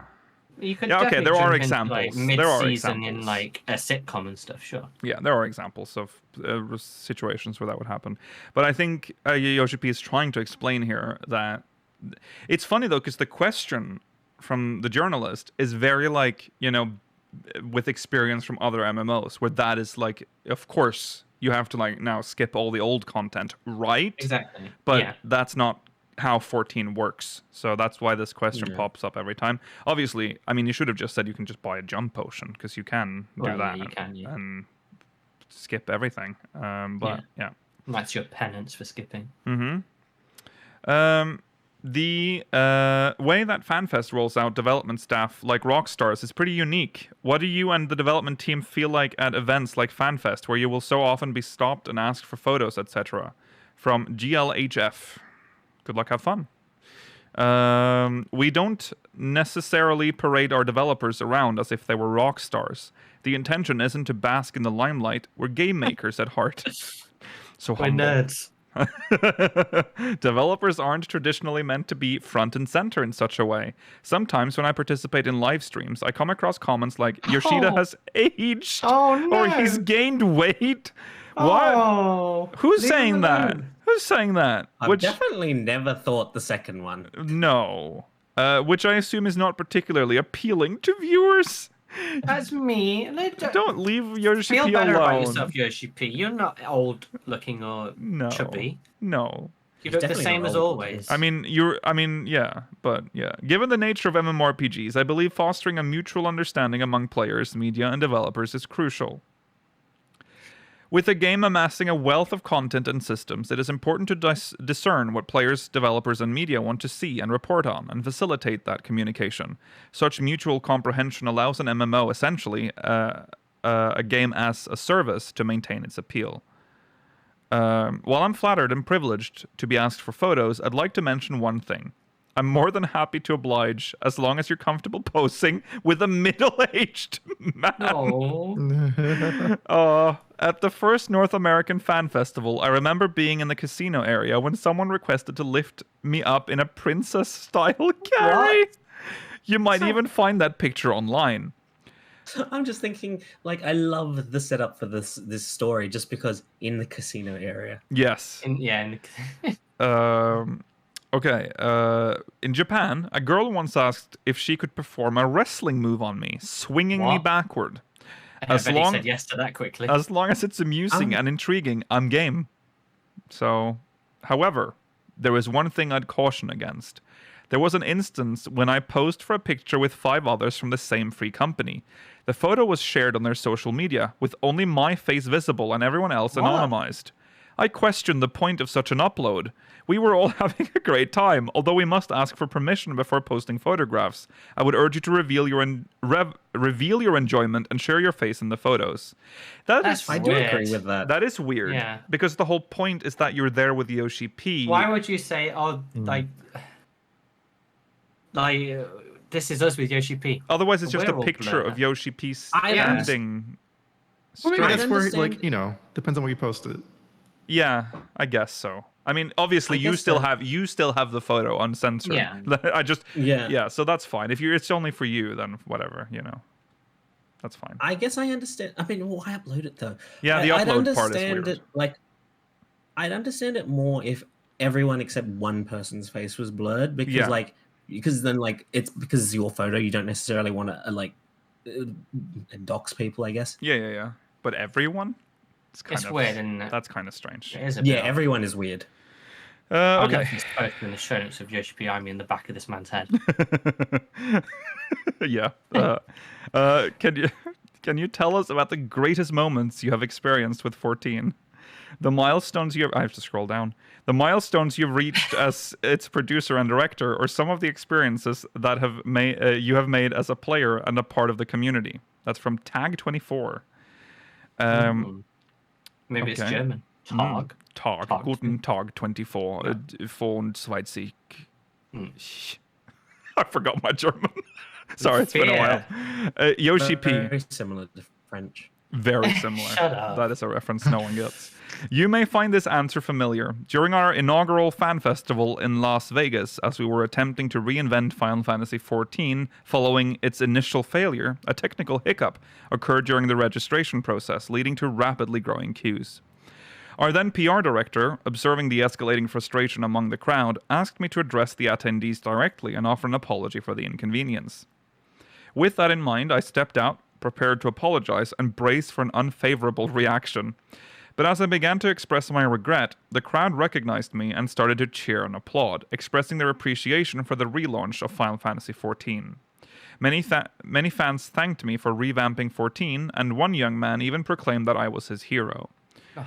I'm simply a Japanese individual who came to create video games, so this response left me humbled and immensely relieved that our hard work had paid off. That moment remains so real, though. Yeah. That moment remains etched in my memory, one I could never forget. Simply a Japanese individual is such a impersonal way of referring to oneself. Yeah. Start saying that about yourself, Lakil. I'm simply a Norwegian man. Yeah. Oh, I thought you said I'm a simple No, it's not even man. It's individual. I am a Norwegian individual. The pandemic has altered the way we connect, with media interviews now taking place over Zoom and in-person fan festivals no longer feasible. However, following the day one screening of the Dawntrail trailer, the excitement reminded me of the atmosphere during that first festival. So there you go. Humble King, Yoshi-P. Yes. 10 years on, what sort of balance do you consider when looking at fan feedback and requests versus your own philosophies for what Final Fantasy XIV should be? This is from Nova Crystallis. Yoshi-P says, explaining how I maintain balance is indeed not easily articulated in words. As a bit of a gamer myself, and a warrior of light in Final Fantasy XIV, I can resonate with many of the feedback points. From a player's viewpoint, the focus generally seems to be on immediate alleviation of current inconveniences. However, from a developer's standpoint, simplifying everything might seem advantageous in the short term, but from a broader perspective, it might not be beneficial. It would even upset the game balance. We also need to take into account the varying playstyles of our user base, with some preferring a more casual approach and others taking a more hardcore stance. If we were to consider and implement all feedback, it could potentially destabilize the game. Regrettably, there are times when we cannot accommodate certain content requests. As the game director, it falls upon me to evaluate and navigate these situations. Ultimately, there is no simple formula, and it relies a lot on intuition. Discuss while I get a drink. It's interesting he says that about balance and the like when it comes to simplifying, because I do think they tend to kind of lean more towards simplifying in general sometimes. So I mean, he understands that, but doesn't seem to employ that same ideology sometimes. No, that's true. It's definitely a lot of homogenization in the tank role specifically. Yeah, I think it's because there's likely to be you're more likely to result in people not playing if it's too complicated rather than the other way around. That's true, but there are some people who revel in in the sorts of classes where they are very technical and complicated, but they have a huge reward in terms of DPS. But in this game, they've pulled away from more and more throughout time. They've pulled away from rewarding high-level skill in terms of DPS, in terms of a job's difficulty level. Like a really technical job won't have much higher DPS than a very non-technical job. Right. And so I suppose if you're not going to be rewarded for playing the hard job, why would you? Other than it being fun. So they might as well just focus on making them enjoyable, I guess. Yeah. Okay. Are any crossovers? Are any crossovers between Final Fantasy XIV and Final Fantasy XVI planned from Eurogamer Germany? Yoshi-P says, I've had a chance to discuss this with the producer of Final Fantasy. For fuck's sakes. You can't keep doing this joke. I've had a chance to discuss this with the producer of Final Fantasy XVI, who happens to have the same name as I do. Whoa. We are discussing this and are close to announcing something, but there's nothing we can divulge just yet. Expect something on this before the end of the year, though. There you go. Before end of year. There's a few decent ideas of what it could be in terms of, rewards. Oh, yeah. Toggle minion, toggle mount, maybe Ambrosia mount. Ambrosia if they want to go simple. Ambrosia is just a white chocobo. Yeah, but if they don't want to do toggle as a mount and a minion, they might do that route. I feel like it might be similar. Might be similar to the Lightning Returns one in terms of where it's more just outfits. Maybe like a weapon or two. If we don't get a toggle minion, I'm going to. There will be a toggle minion. Yeah. Okay. And you're right. There will be if there's a toggle minion, it'll be the puppy version. Puppy toggle, Jill outfit, Joshua outfit, and Clive outfit. Yeah. And maybe if we're lucky. A Clive mount. Yeah, that would. Clive mount. That would be a lot. Yeah, that would be a lot. I would like to see a rogue. Very brave thing to add, but all right. Anyways, patch 5.3 released on August 11th, 2020. Overhaul. Okay, I'll reread this sentence. Patch 5.3, released on August 11th, 2020, overhauled a lot of the main scenario quests and duties from A Realm Reborn. Can you talk about what it was like revisiting that content and deciding what to keep, what to remove, and what to revise? This is from Operation Rainfall. Goodness. The scary website. You don't need to necessarily date the patches in your question. No. That's a very Georgie thing to do. Yeah, it's a very Georgie thing. Yoshi-P says, actually, I don't feel there was anything that was eliminated which I would have preferred to retain. During the process of condensing the content, we adopted various methods to abbreviate it. We conducted a study to identify... Okay, you got this, Mikhail. I'm having a stroke. We're all having one. Yeah. Oh, yeah. We conducted a study to identify at which stages of the content players were most likely to drop off at. There were certain quests where we, as the development team, felt we had overdone and needed to scale back. We examined various NPCs, the quests they offer, their dialogue lines, and how it all ties into the core lore. Based on these factors, we made decisions on which characters could be eliminated. This proved to be the most challenging aspect. There we go. That's the process of... I still think the A Realm Reborn MSQ could do with some more trimming. It's true. Yes. Yeah. Any examples you can think of right now? Well, I recently leveled. I said this. A character. No, I can't think of it right now. I can't think of it. I'm too. I am in show mode. I can't think. We did miss some gold though when they took out some stuff. Sadly, like we missed the scene where the sylphs are impersonating. Well, I will say, Thancred could remove all of that. To be honest, like there's the sylphs in general. There's still some annoying sylph quests in there that are still pointless.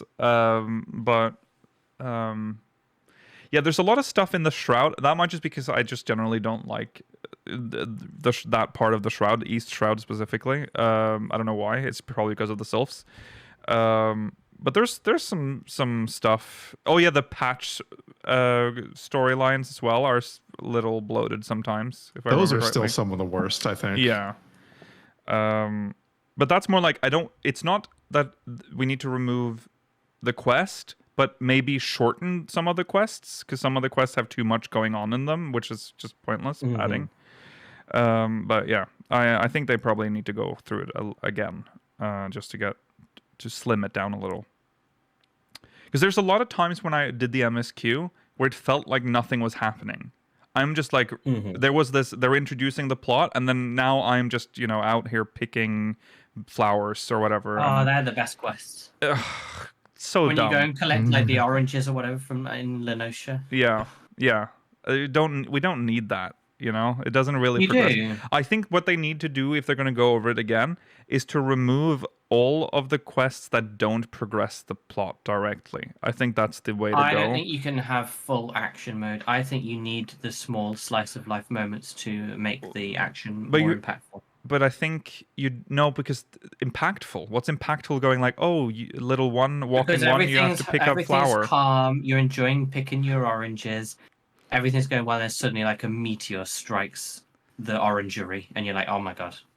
It's Lahab Red. He's here to kill everyone. yeah. I think that some of the worst stuff too is still it's the meme, of course, but the Waking Sands, where like you just have to go back so much off. Like still, you have a communicator. Just tell me. We can sell this character moment. The reason we don't do that, there is a lore explanation for that, is because Link Pearl communication can be hacked and also overheard. Yeah, I mean, you are just shouting out loud. Plus, I mean, I think the Link Pearl lore is shit because they connect because they're all from the same oyster or whatever. Yeah. Which is a horror, like... Same oyster family, I think. I don't think they can... It's crazy how they keep track of it. Yeah. I don't think they could remove the fact that Link Pearls can be hacked because that is actively relevant to the parts of the story. Absolutely. But I just think the lore about them is wild. Like, I think these special pearls, you pop them in your ear, but we picked these all out. We keep them in a big bag of these are like X Link Pearls. If you want an X Link Pearl to talk, you can... There's going to be a situation where you've just bought a Link Pearl and you're getting some random person's communication all the time. Like, we just happen to have quantal entanglement with these little clams, It's ridiculous. I think it's a very fantasy way of dealing with communication, though. Because what would the alternative? With it, but if you deeply think about it, it's insane. It is the more absurd pieces of lore that remains in this game. Yeah. Well, I don't think every one of the Scions got a pearl out of one oyster. No, oyster family. It's the oyster. Well, okay, but then this trader who went and bought a Link Pearl from that oyster family without knowing it is getting all these communications as they're going, we've got to breach the Guardian Citadel. Or I think the idea is that the Scions would have their own. No one else has that. Their farm of this oyster family. It's a secure farm, like a secure channel. Oysters. Well, it's ridiculous. I think that's how that works. I just love it. Yeah, it's so out there. Yeah. Okay. In 14, like especially post The Realm Reborn, the Link Pearl lore has gone crazy because all of a sudden everyone has a Link Pearl. Like you have, it's suggesting that we have a bag full of Link Pearls. Yeah, but we never see us pick them out, popping them in. But we don't. We never do. So exactly. How do we always have a Link Pearl in our ear? It doesn't make any sense. Our head is full of pearls. We have shoved them all in. Pearls just shoved in there. It's disgusting. Like you rattle them around. A clutch of pearls. It's so awful. Yeah, that is awful. And I'm going around and I might need to give someone a Link Pearl to communicate. So I've got a bag of pearls linked to this one. But I don't want to get it. I've got to be careful to keep it in a separate bag because that is like a bag of other pearls. Just don't think about it. Just don't think you about meet it. another quest MC, you're like, oh, for fuck's sake, it's going to put... It's like, so many rattle in there. So many oyster families. Imagine how many people that woman singing with a nook could communicate with. Oh my god, yeah. She's got... That is the reference. Like the grandmother of all Link Pearls. All right, send her back. Endwalker's story is full of emotional topics that are often difficult to broach for many writers and players, such as existentialism and loss. Not for me. Can you talk of course about? Not for you. Can you talk about any inspirations and difficulties in taking these on? This is from MMORPG.com. Yoshi-P says, made this article. Yeah. In all honesty, we apply the same philosophy every time we create an expansion, not just for Endwalker. Take Shadowbringers as an example, where we had those who wished to unify the fragmented worlds. The Ancients aspired to restore the status quo, whereas the Warrior of Light and his allies are rooted in the present, accustomed to their respective worlds. They all have their distinct ideologies that they strive to uphold, and I don't believe there's a definitive right or wrong answer. Endwalker encapsulates all these narratives and brings a closure to the Hydaelyn Zodiark saga. At least, it marks the end of the first chapter. We've been accompanying players on this journey through the story. It's indeed a complex theme, but I believe you'll notice that we've carefully considered it and brought it to a conclusion we're content with. Attempting to encapsulate all of these narrative threads within just Endwalker would have likely been an insurmountable challenge. We acknowledge that it's a complex subject to tackle. I want to reaffirm that it was certainly challenging, but I also hope you have the chance to interview our scenario writer, Natsuko Ishikawa, to gain her insights. Oh, hopefully that's an interview we'll get in the upcoming days. Yeah. Answered that a bit more in depth. Yeah. I think they wanted specifically about like Ultima Thule and the existentialism part of it, rather than it was tough. But Shadowbringers had something else. Yeah. That's true. I want to know more about what it's about Endwalker. The interview Victoria said Endwalker. Yeah. But he's not the writer, so maybe he can't speak to it as well as he would like to. Looking forward to an Ishikawa interview. Yeah. Would you consider implementing cross-regional data center visiting, or even a cross-regional data center duty finder queue system? From Easy Allies. Yoshi-P says, from the technical side, the ability to freely travel between North America, Europe, Japan, and Oceania data centers are already built. That said, we haven't opened it up yet, as the culture between different regions can vary significantly. It should be vary, but they spelled it very. Yeah. He's just saying that because he doesn't want the Westerners in Japan. Yeah. We're not that different anyway. Free the Horde! Free the Horde! Is it okay for us to suddenly open the floodgates and let players visit different regions and mingle together? Yeah, we wouldn't want to mingle the different cultures. We don't have the confidence to determine that yet, but it's something we're continuing to study and discuss in meetings. This is actually, I will say, this is a double-edged sword. This is the monkey's paw, because there is something, like server culture, which is already sort of dying a little bit because of what we're we already have. This would be the absolute final nail in the coffin for server culture. Like it will be over. So that is something we'll lose with that. Looking forward to one day getting kicked from Sastasha hard for not speaking Japanese. Maybe we'll get some good cross-cultural stuff, as in like NA starting to use macros. Could you imagine that? Join like an extreme and be like, no way. Yeah, here's what you do. Like, probably not. I think what they will do instead is that they will just introduce a new filtering system, and it'll just be NA data centers only, and then that's what they'll do. We'll remain in our enclaves. We will not mingle that much. It'll be convenient for like us, for instance, so we can play with all of our viewers. We can, regardless of where they are. There are also functionally different ways that data centers handle certain fights, like the Bone Dragon in Labyrinth the Ancient. Some will drag it to the top and some will keep it at the center. I believe JP's data centers still prefer to keep it in the center. I feel like you would result in a lot of minor arguments that could escalate in stupid ways. That is true. But I don't know. I think you'd still get a lot more of just people being able to play together even more. Like I think that would triumph over any kind of negatives. And also, let's be real, the NA and EU things are not that different. No. It's people. Ours are like opening up for us is probably not going to change much at all. I don't. I think the ping is insurmountable though. The erosion has already happened with in terms of server culture. Anyways, who reps their server anymore? Like I feel like that's Ragnarok. I feel connection to Ragnarok. If he really doesn't want us in the JP servers for what, sure, open it up for whatever. the West.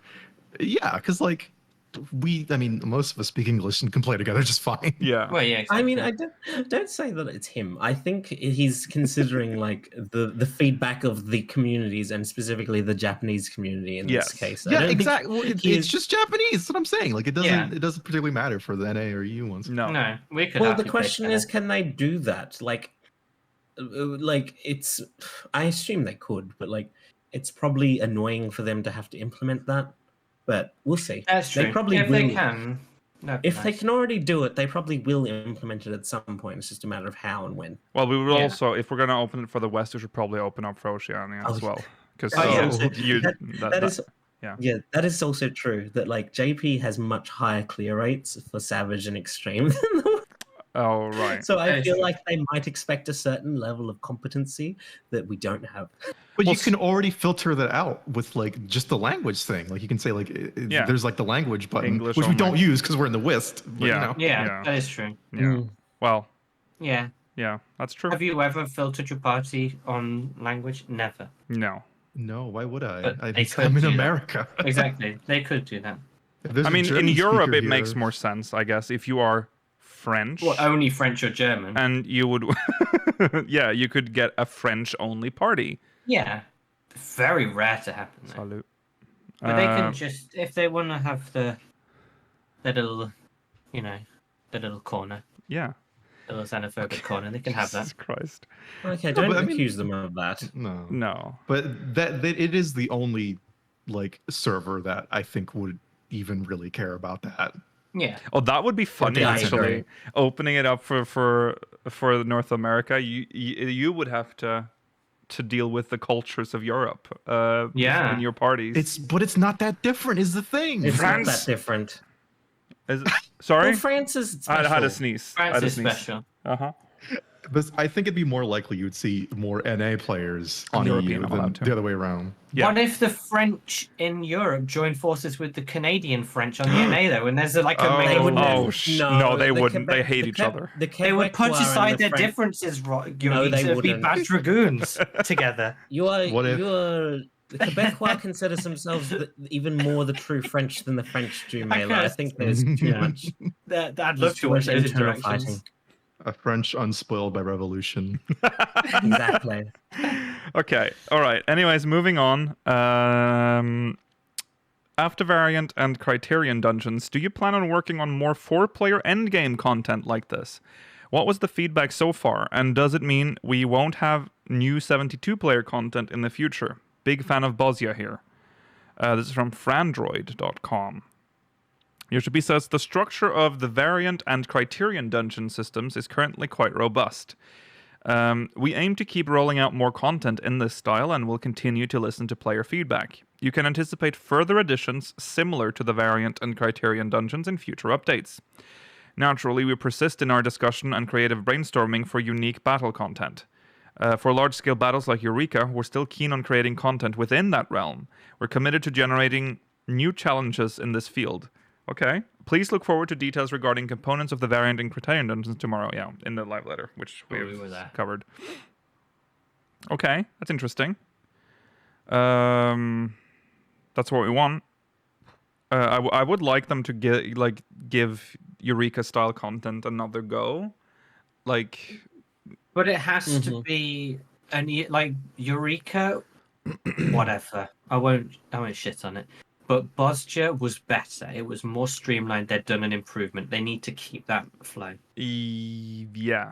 I think the only real complaint I would say with Bosnia is that there was no downtime. That's true. Yes, which I agree. I would just like a little bit of downtime between the fates and the cities. Okay, that is true. This question's ridiculous. They've talked about it in the past. Okay. Sorry, I just had to pre-read it because I didn't understand what the question was. Okay, ideally, I'd love to buy Final Fantasy 1 and put it in an arcade cabinet in my house. Being able to play the first few Final Fantasy games in Final Fantasy 14 would be amazing, even if it was in the cash shop only. Can we ever expect something like this? So wild. So that's interesting. So like in the toy box, maybe like to have that as like an arcade game. Yeah, incredible. That would be incredible. Geez, that's wild. Yoshi-P says, and this could be surprising to some of you. We started exploring this idea about a year and a half ago. With the launch of the Final Fantasy Pixel Remaster series, we thought it would be exciting to incorporate these games into Final Fantasy XIV, perhaps playable at the Gold Saucer or within the player estates. We did conduct tests, but we discovered that the Pixel remasters run on middleware. Therefore, to incorporate them into 14, we would need to develop a system capable of playing the middleware. Our Final Fantasy XIV team is extremely dedicated, but this level of integration might be a stretch. If we had a couple more exceptionally skilled programmers, this might be feasible. So if there are any highly skilled engineers amongst the Warriors of Light reading this and you're up for this challenge, we'd love to receive your job application. That's half in jest, but also half serious. As Final Fantasy XIV is essentially a Final Fantasy theme park, we're always looking for ways to incorporate more of the franchise's elements. Most importantly, though, I need to clarify the question's mention of these features potentially being available only via the cash shop.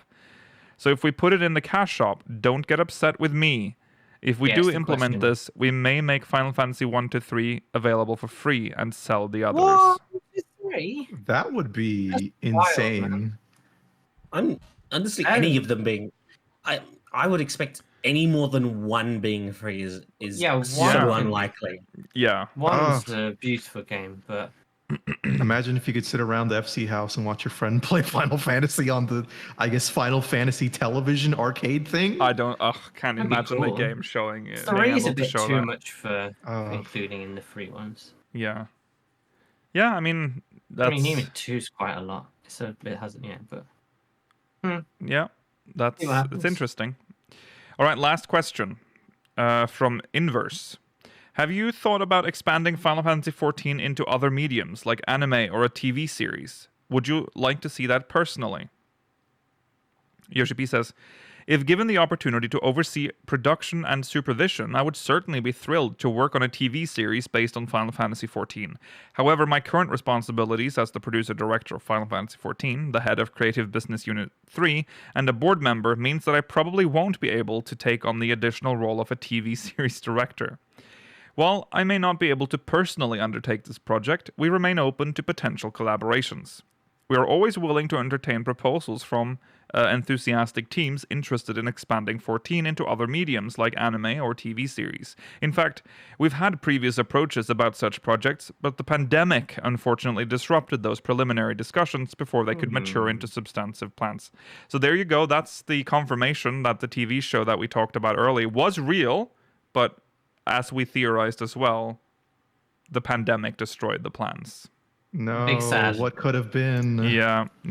Big truth. I would have liked that. I was interested. It would have been interesting to see how they who they would follow, what it would be. Exactly, because it could have been like a live action show. Yeah. Yes, that's how it was. It was like in low. It wasn't like Daddy of Light. No. There has to be chocobos. Yes. And it has, of course, you think of Sid. Yes. That's true. Yes. I do hope that I wouldn't mind because the high school manga adaptation is pretty fun. I mean, they made some weird character choices in there, but it was fun. Yeah. It was unique. I don't know.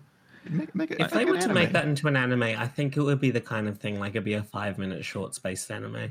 Yeah. It's way too short to be a whole series. Make an original series, but don't make it about 14. In-law series, really. Yeah. No, don't do in-lore. Do about people playing 14. No, we've done that already. Done that already. But this time anime. No. Why are we so afraid of making a fucking story within the game world? Why does it all have to be at the game? Make I'm so tired of that. Roller, so you start off being. Oh, not another isekai. Isekai would be worse. Oh. I know it would. I'm so tired of You're them. going to suggest Jet, I'll suggest even worse. Okay, all right. But no, I agree. I'd like an in-universe. Yeah, it would be really cool. Yeah. Lastly, he says, however, if the Final Fantasy 14 team ever decides to pursue such a project, our primary concern will be preserving the image players have of Final Fantasy 14. We are committed to delivering only high-quality content that meets our standards. Although we don't have any concrete plans at the moment, rest assured that if we do move forward, maintaining quality will be our top priority. There you have it. That is the Q&A. Yeah. That's a good Very one. nice. Very nice. Actually, interesting questions. But I hope there's an Ishikawa one just for more of that look, because that was a bit of a weak answer. Yes. Seeing also as if like she is leaving.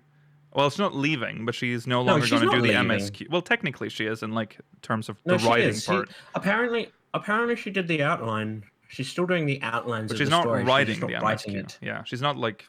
Yes, she's giving it to the juniors. Yes, she is. Her strength is her her dialogue. I've seen a lot of people say. I've seen a lot of people worry about that, but you do keep in mind that the Myths of a Realm storyline was written by new people, and that storyline is really good. Yeah, both Pandemonium and Myths of the Realm. Pandemonium is written by the MSQ writer, so it is proof that like they can. You may or may not like the MSQ, and it does seem like more people dislike it, but that shows that they can write a really good, engaging story. Yeah, with depth to it and twists and turns. Mm-hmm. Yeah, when you shut up about Game of Thrones, you can write good. Whoa, Final Fantasy 16 is good. Yeah, how dare you? And that game is literally a one-to-one copy of. Oh, you're so wrong. You are so you're wrong. gonna be eating your words when you finally play it. Wait, just wait 1 year from now. I'm gonna make you eat those words. 1 year from now. Cannot wait to hear Rollo's outdated, ice-cold take about Game of Thrones in 16. I'm still waiting for Rollo's 1 year from now, Kingdom Hearts 3 takes. Yeah, that's been a long year, huh? Okay. Yeah, listen, one day. If you didn't know, we'll say this real quick. Rollo is convinced that there's Game of Thrones has had no influence on Final Fantasy 16. No, you're simplifying it. No, that is what you've said. We said no. Game of Thrones is in the DNA of Final Fantasy 16, and you can't. It's in the interviews. It's in the game. You can see and it. They're wrong. How can the makers of the game be wrong? They're wrong. They literally said it. Okay. It is superficial at best. You are just like the contrarian. Just German influences on French. Okay, we are not doing that. We're done. Thanks for watching, everyone. That is the end of the episode. We'll be back next week, same time, same place. Remember to follow on Twitter at SpeakersXIV, Twitch. Or should I say X? How would we go about that now? Because it's still Twitter.com. But it's called X. Follow us on X at twitter.com. No, I'm not. No, we're not calling it that. It's Twitter. It's X, formerly Twitter. Twitter.com/ Call it Twitter, because that will continue to make him angry. Follow us at the hellhole at twitter.com/speakersxiv, twitch.tv/speakersofidle, and youtube.com/speakersxiv, !Discord in chat if you want to join our Discord server. If you're watching on demand, links in the description. All right. If you're watching live, poster is coming out. See you there. Bye. Okay, bye.